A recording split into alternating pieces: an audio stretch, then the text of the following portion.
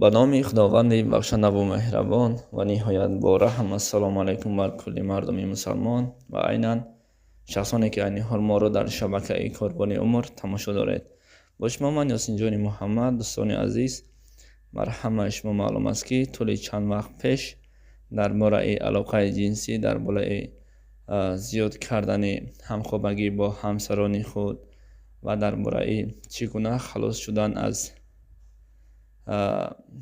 сухазанӣ, яъне ки бисёр ҷавонҳое ки бо ҳамин кор машғул мешаванд, навор карда будем ва бисёр суолҳои нисбати мо бисёр суолҳое карданд ва баъзеҳо гуфтанд ки мо наметавонем аз ин кор даст кашем ва бисёр ҷавонҳо дар ҳолати ҷавониашон бисёр ба ҳамин кор даст мезананд.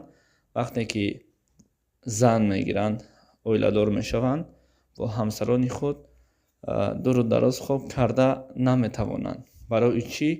Мо дар ин бора бар шумо маълумоти пурра медиҳем ва аз шумо хоҳиш мекунем ки шабакаи моро дастгирӣ кунед ва ба ёру дӯстон, ба ҷавонҳо, ба дӯстон бирасонед, то ин ки аз ин кор даст бикашанд ва фардо ҳангоми оиладор шудан пушаймон нашаванд.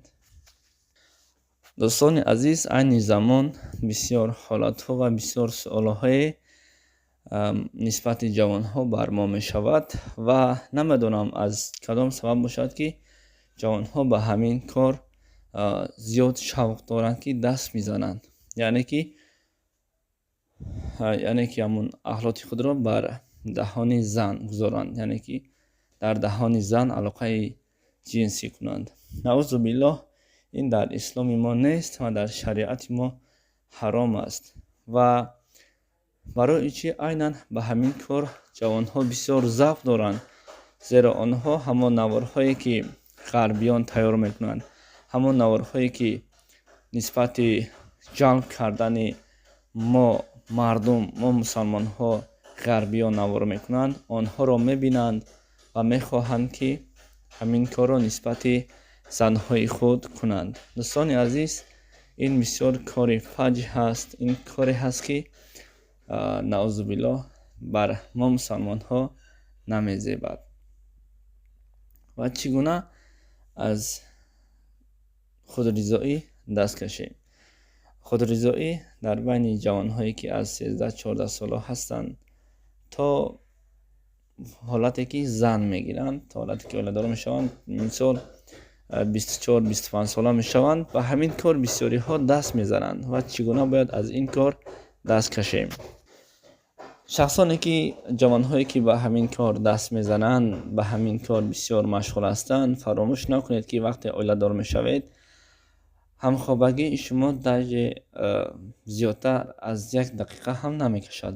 шумо зуд холӣ мешавед, зуд ҳаром мешавед, яъне ки возеҳтар гӯям, ҳарчанд ки шармоварам шавад, бахшиш, ки дар ин мавзӯъ суҳбатро шурӯъ кардем, бояд гап занем. ҷавонҳое ки ба ҳамин кор даст мезанед, ҳоло ҳам вақт ҳаст шумо рагҳои ҳамон пайвандҳои ҳамон нафсе ки ҳиссиёте ки аз шумо бедор мешавад, ҳамонро шумо ҳалоти ҷавонӣ мекушед ва ҳангоме ки бо зани худ, бо оилаи худ ҳамхоба мешавед, 1 дақиқа 2 дақиқа баъдан дигар мехоҳед, иштиҳо доред, аммо ҳиссиёти шумо нисбати ҳамон бедор намешавад. ин аломати он аст ки шумо дар ҷавонӣ бисёр кор кардед. бисёр баъдан оиладор ки мешавед, пушаймон мешавед, мегӯед ки чаро ҳамин корро кардам. он вақт дигар суде надорад. ҳарчанд табобат мегиред, ҳарчанд таблеткаҳо, доруҳо истифода мебаред ва баъдан то 40 солагӣ метавонед шумо кор кунед. баъди ӯ шахсоне ки зиёд кор карданд, аллакай ҳиссиёти худро нисбати зан аз даст медиҳад. ва бояд чиро ногуфта намонад ки дӯстони азиз, ҷавонҳое ки барои зиёд кардани ҳамхобагӣ орзу доранд, нафсшон мекашад, лекин барои ин таблеткаҳо, доруҳо истифода мебаред, ин дору бар шумо 1 сол, 2 сол, 3 сол кӯмак мерасонаду тамом. баъдан ба як ҷои шумо фоида диҳад, ба як кори шумо зарари худро мерасонад.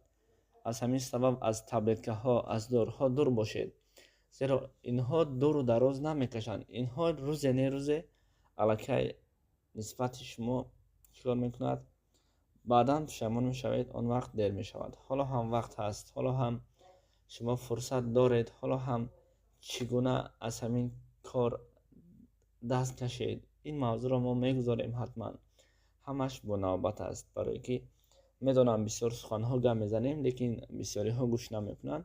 اما جوان ها، این فقط به جوان هایی که میخواهند زن گیرند و به همین کار دست میزنند. خدا نگهبان شما.